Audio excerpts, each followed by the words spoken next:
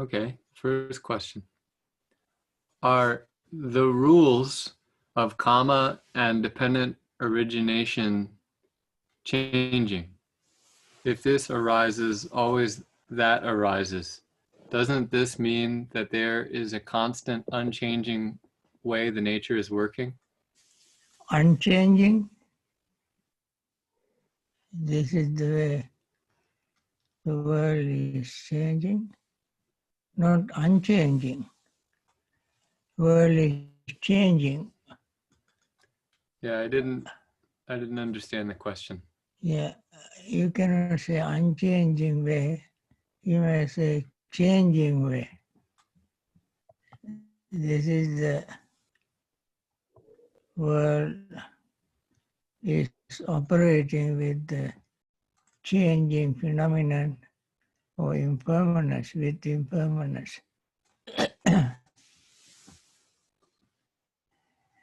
Okay. I think he's asking if the law of Kamma and the law of dependent origination change, but that would defeat the law, right? Yeah. Dependent origination and Kamma are similar because what we learn from dependent origination is the law of cause and effect. Kamma also is a law of cause and effect. Kamma comes under dependent origination, also under sankhara. Yeah, Kamma. When we come to that level, I will explain this in more detail. So Kamma also comes under dependent origination. That is one factor of dependent origination, which is sankhara. So the overall power is this law of dependent origination, law of cause and effect. That is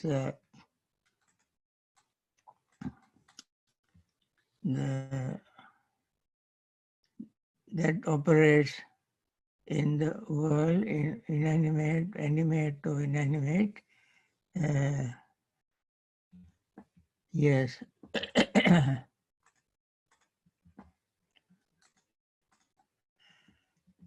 That's good. Okay. You have any other question? There's a few questions about the 60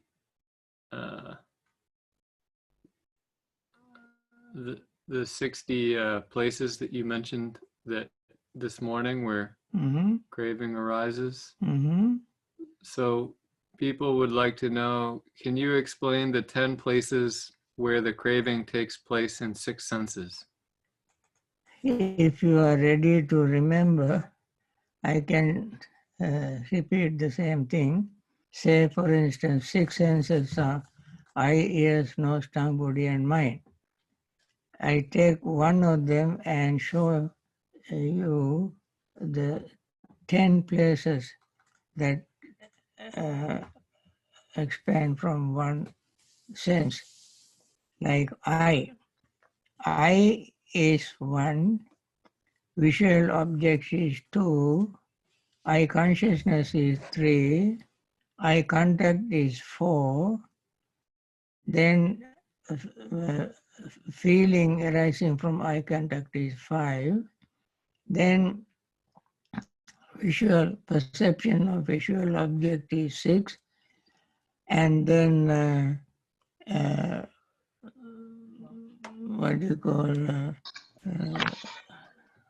then thinking about the visual object is 7, and desire arising from that is 8. Vitakka is deliberation on that is 9. and sustaining that deliberated thinking is 10. In Pali, Rupa, Chakku, Rupa, Chakku Vijnana, Chakku Sampasaja Vedana, Rupa Sanya, Rupa Sanchetana, Rupa Tanha, Rupa Vichara. These are the 10. And then for each sense you use these 10, then 10 times 6, you get 60. This is how it, you get 60 places where craving arises. And these are the 60 places where craving ceases, comes to an end. Okay? Bhante, they would like to know where they can find this in the suttas. You find it in Mahasatipatthana Sutta in Digha Nikaya. This is where they can find the 60? 60.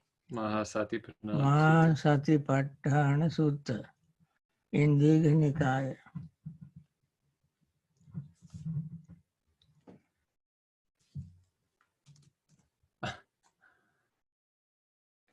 Bhante, could you give us the 9th one and the 10th one again?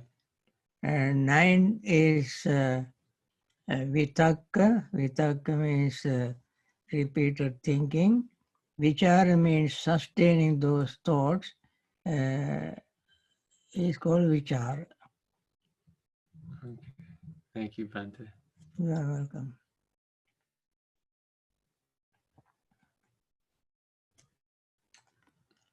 Any other general questions or questions related to Bhante Ji's morning dependent origination lecture?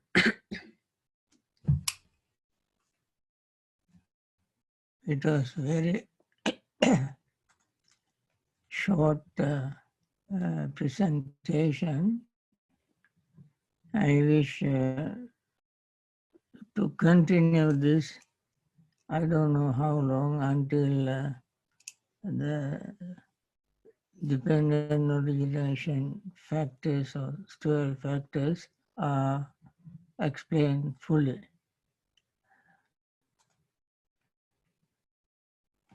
In what way does number 7, thinking, differ from the last two? Number 7 is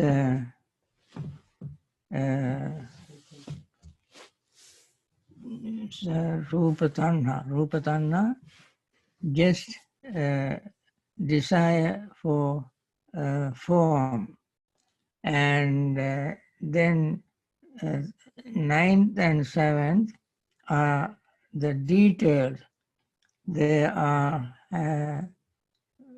Anubhyanjanagahi. The first one is initial, the reaction to the meeting of two objects, eyes and visual objects. Then you keep, then in the 9th, you bring more and more information, your memories, ideas, conversations, and what you did with that object and so forth. And then the 10th is repeatedly thinking about it day and night for a long time. That is called sustained or vichara, or sustained thought or vichara. And that is what I mentioned this morning as conceptual proliferation.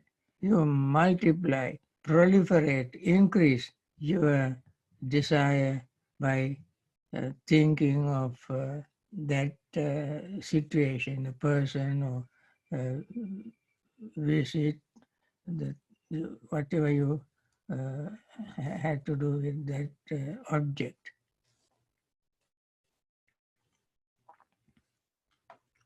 That is called vichara, rupa vichara, rupa tanha, rupa vitakka, rupa vichara.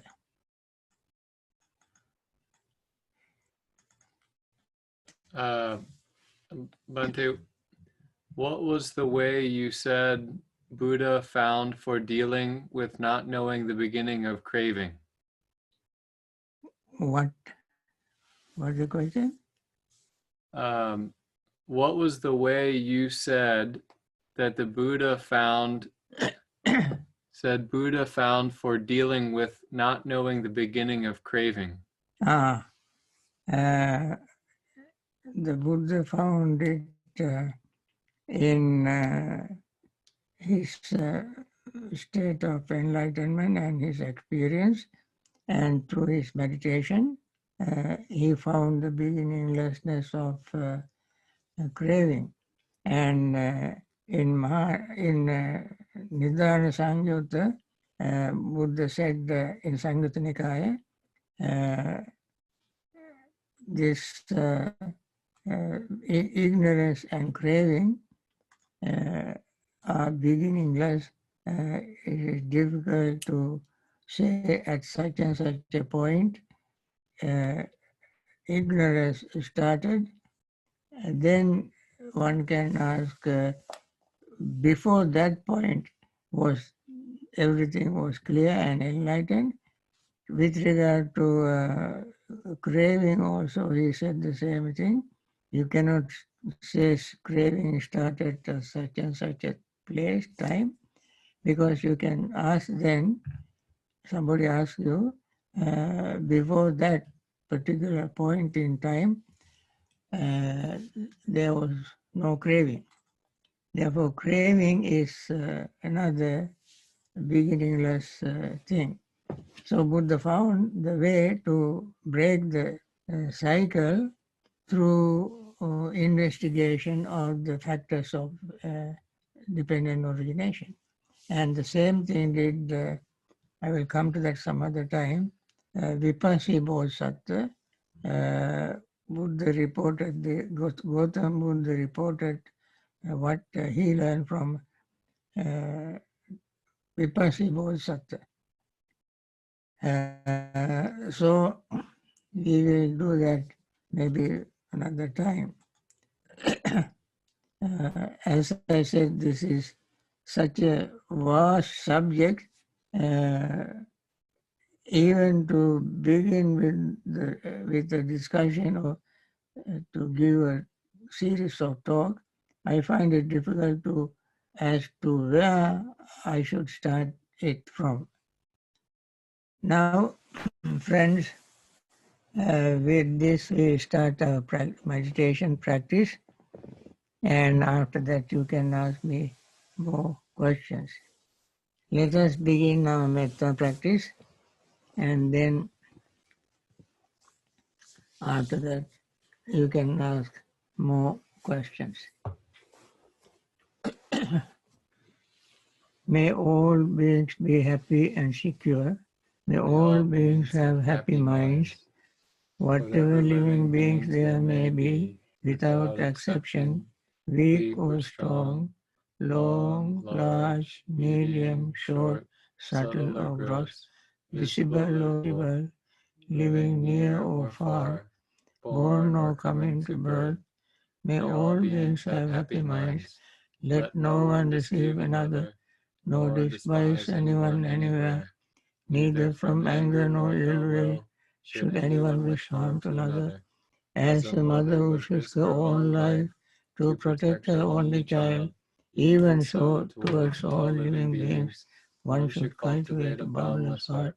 One should cultivate for all the world a heart of boundless loving friendliness, above, below, and all around, unobstructed, without hate or resentment, whether standing, walking, sitting, lying down, or whenever awake.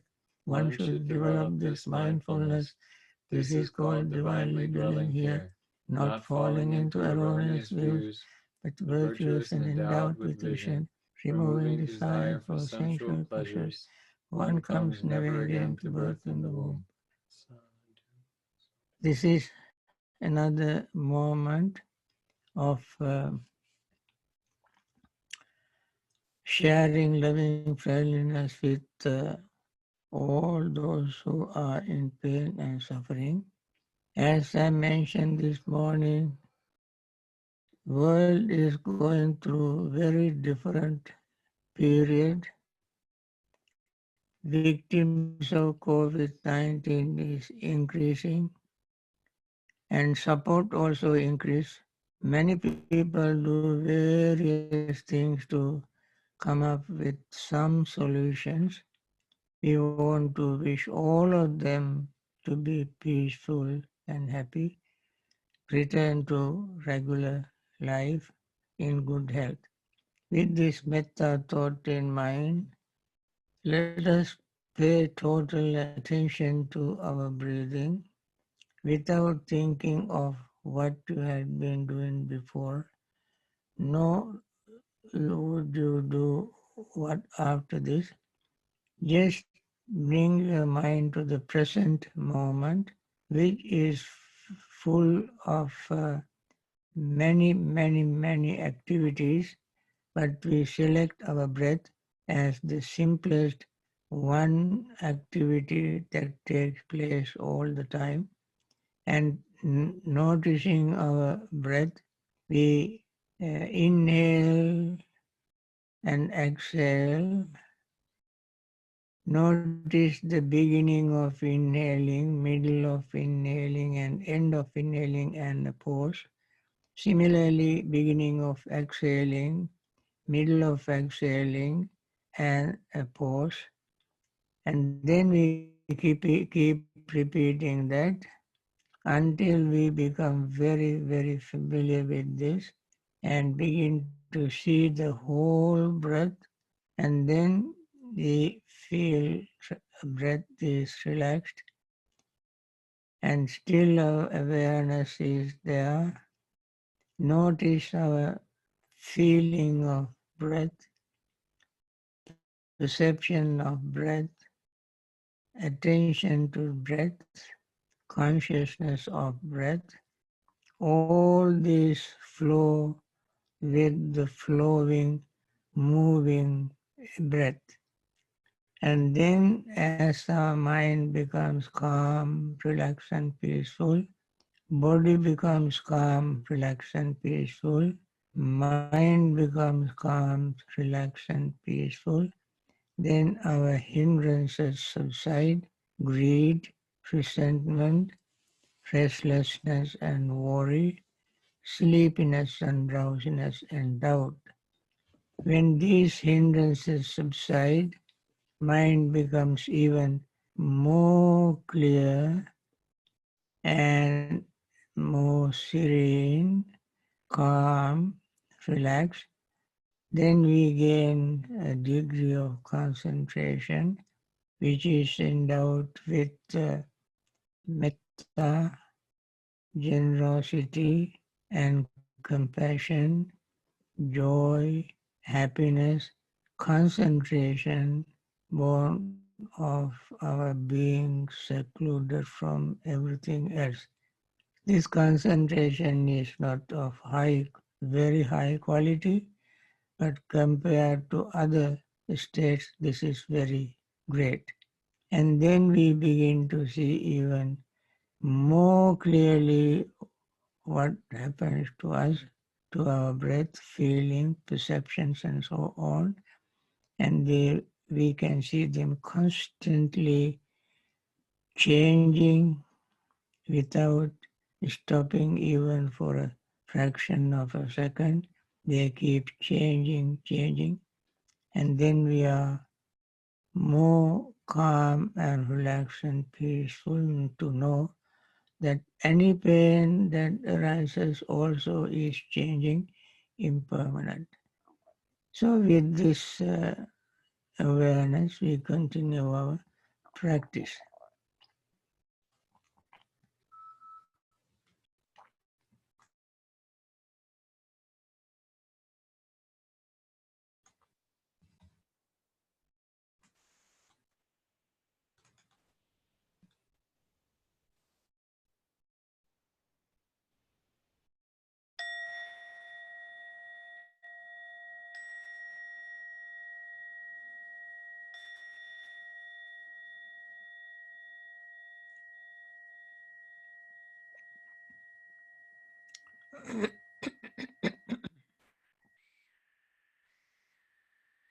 Dukkha pattaja nidukkha bhaya pattaja nibhaya soka pattaja nisoka hantu sabbe pipanino.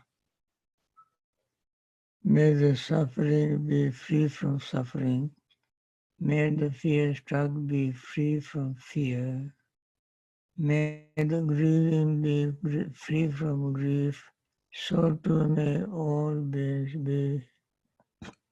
With this metta thought, once again, with a clear, clean mind, free from hindrances and defilements, temporarily mind became clear, clean and pure. With this is the strength of the mind. Only when mind is clear, clean, pure, can we wish others to be peaceful and happy. When the mind is full of defilements, we cannot wish others well-being and happiness. This is the power that we all have. The clear mind, clean mind, pure mind is very powerful. It can reduce and remove and reduce our defilements.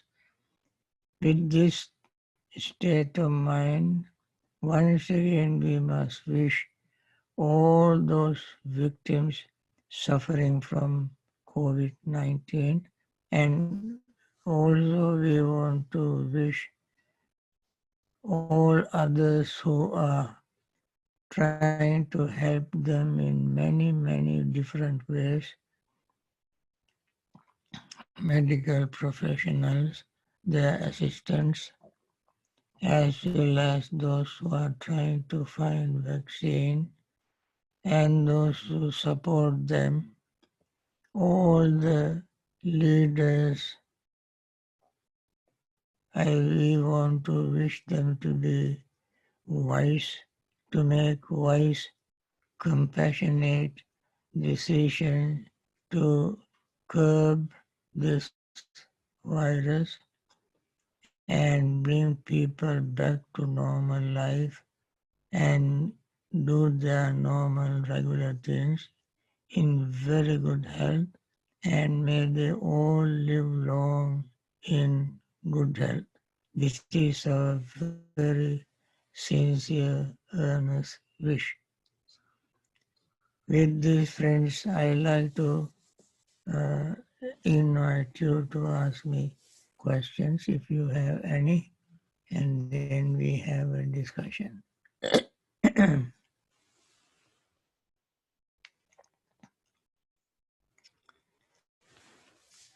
Okay.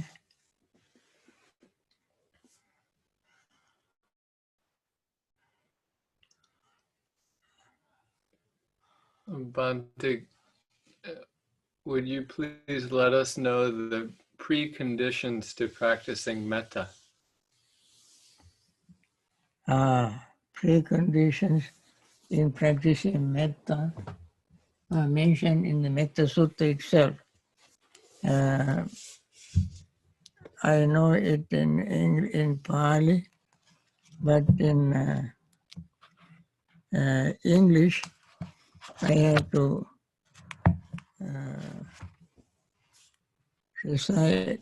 read from the book.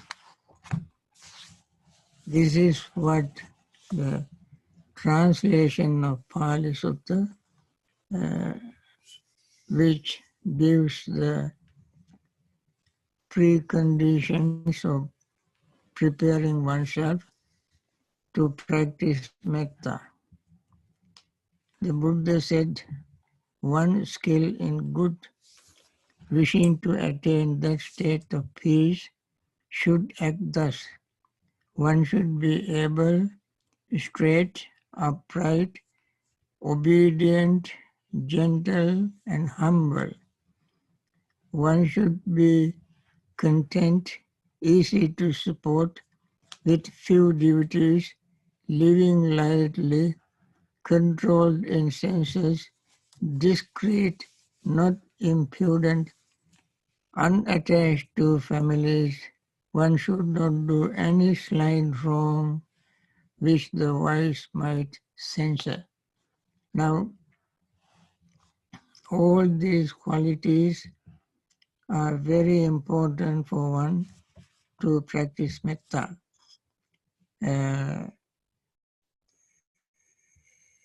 The persons be able and straight, upright, straight in the way of sincerity, thinking, and they must be upright, not crooked. They must be obedient to the Dhamma, the truth, be humble and gentle. With these qualities, mind becomes very clear, and one should be content. If one is not content, then one would be greedy, which would be a burden to the society, to the environment, to everybody.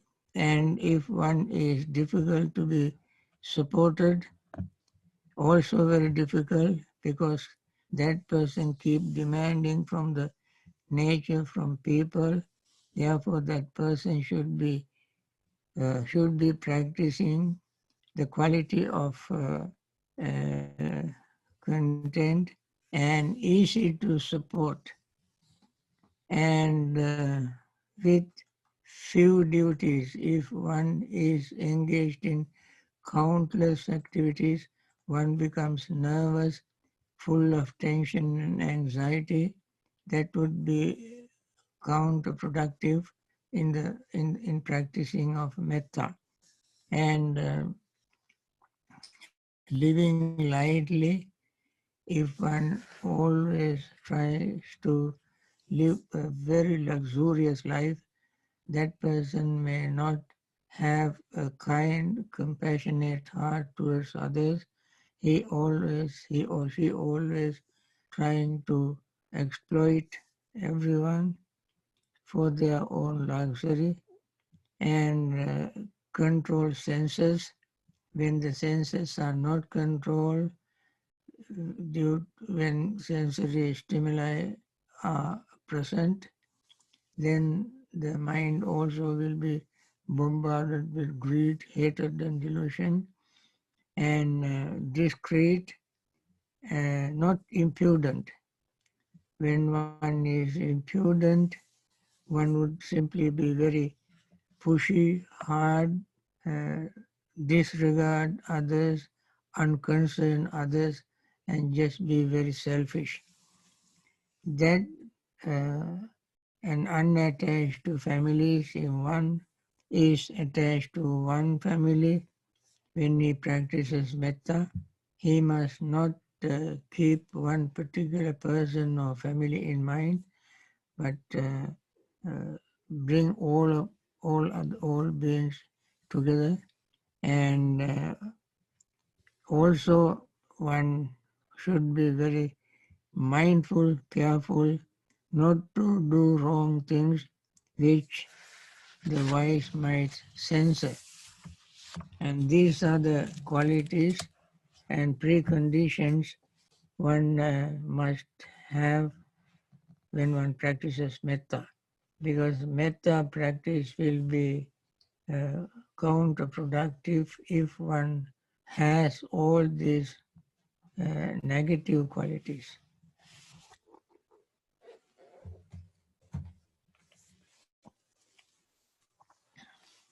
Okay. Bhante,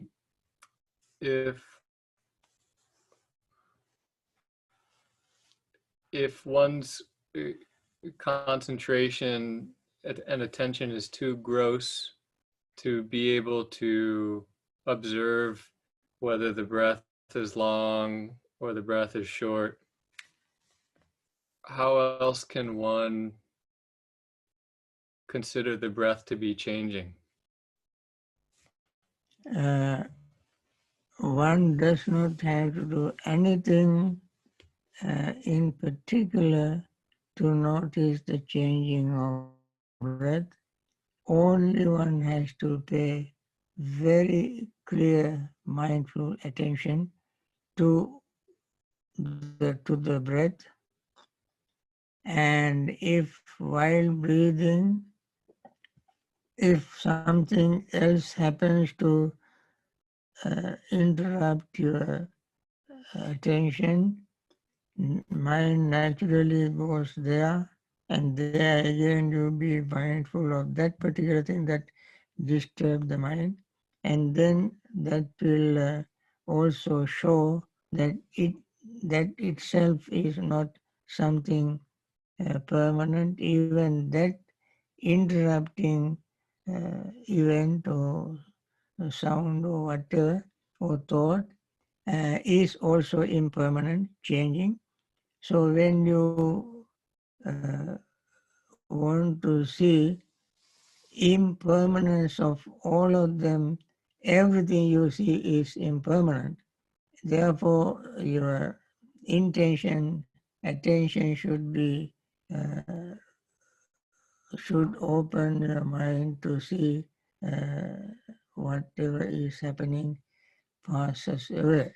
Whatever arises, it passes away. That is the very nature of existence. And therefore, especially in Vipassana meditation, as I mentioned several times before, no object is better than other because every object is equally marked with impermanence, unsatisfactoriness, and selflessness.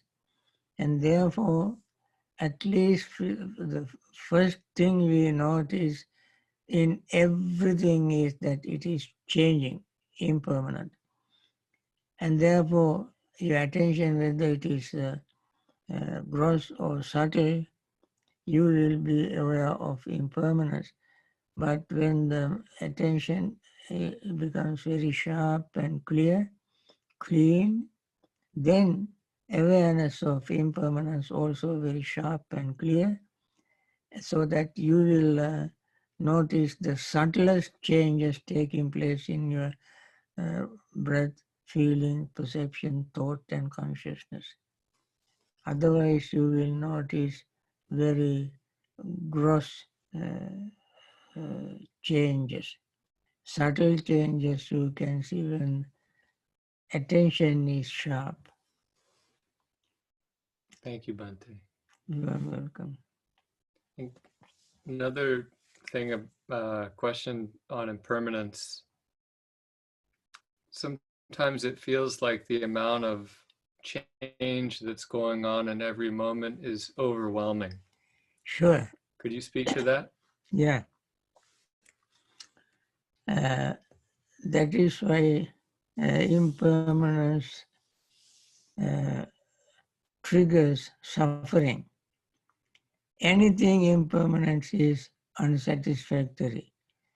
If since everything is constantly changing, impermanence becomes very, very strong and powerful, and that there is no way out but to accept the impermanence. Once you accept it and know that, well, I have no power, no way to control it, this is it, this is the nature, this is the truth, and then you become very strong to accept impermanence, and then your unsatisfactoriness or dukkha, suffering, will slowly subside. And accepting impermanence is the most important thing, even though it is very boring, tiring, and unpalatable. We have to accept it. What can we do? We cannot stop it. So what normally I say, if you cannot fight, join. Hmm. What else you can do? Sadhu, Bhante. Thank you. Anybody from the audience, other people? One person would like you to explain emptiness. I think emptiness is something I cannot explain. Emptiness is empty of self. The body, the five aggregates, each of them is without self. And then you not seeing, finding self anywhere in these five aggregates of which we are made, that is what is called emptiness, empty of self. And so when there is no permanent entity, everything is in a state of flux, everything is empty of any overlordship, that is called emptiness. There are several discourses in Madhyama Nikaya, Chula Sunyata Sutta, Mahasunyata Sutta, and Buddha gave very striking examples to illustrate emptiness.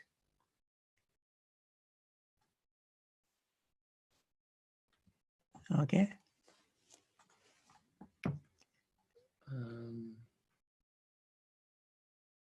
Either you type questions or...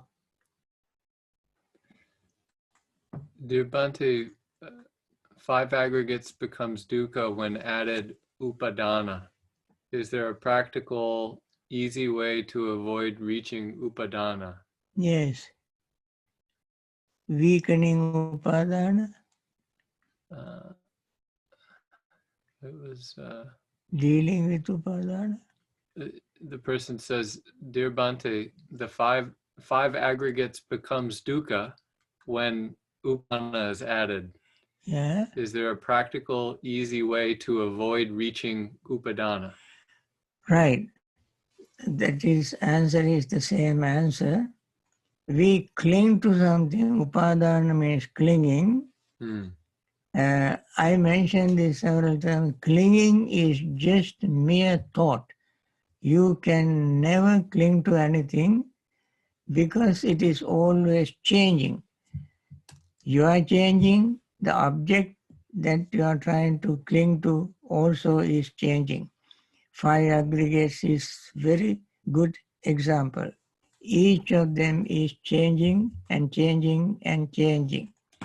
Although we are made up of five aggregates, and we are the five aggregates, and that very same us made of five aggregates are changing. When we are changing, when we see the change, when we see the impermanence, then there is no point in trying to upadhana. Upadhana means clinging, craving.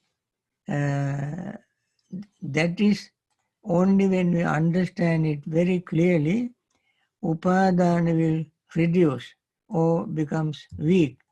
And eventually one day we will not be attached to these five aggregates. I cannot say my five aggregates, your five aggregates, because five aggregates don't have an owner.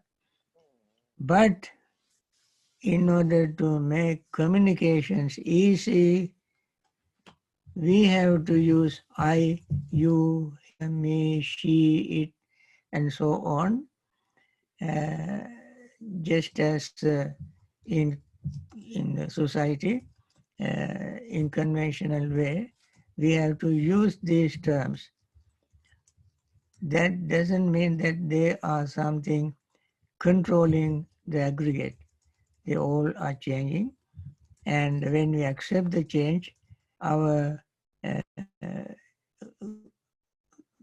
desire to cling to also will subside gradually. Upadhana, I think, is mere thought, although it is very strong mental factor, but it is just, that is why Buddha says, Sankara kadalupama. Sankara means conditioner, conditioners, uh, body conditioner, word conditioner, mind conditioner, and so forth. These are like, Buddha compared them to banana tree.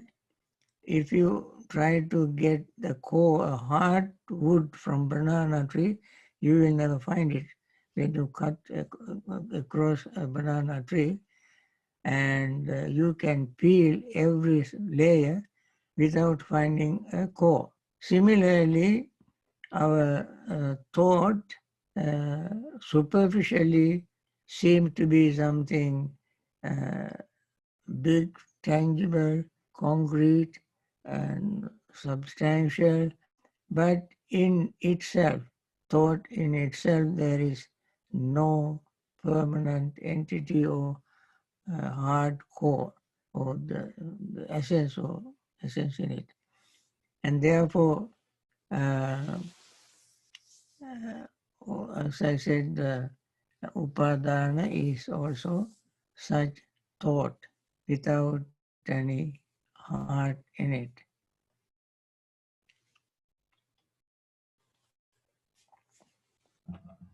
Okay. Uh, Friends, our time passes so quickly, uh, and I have to wind down this discussion for tonight. And I hope we meet tomorrow morning and have discussion on dependent origination. I give maybe most 20 minutes altogether a little talk, and then you can form your question from that little talk to ask me in the evening. For now, once again, I want to wish all those who are in pain and suffering be free from suffering and come back to their normal life, return to their activities, return to their very good health, and live long with their friends and families and relatives, spouses, children, and so on. All of them come to the reunite and live together in friendliness and have long life with good health. Good night.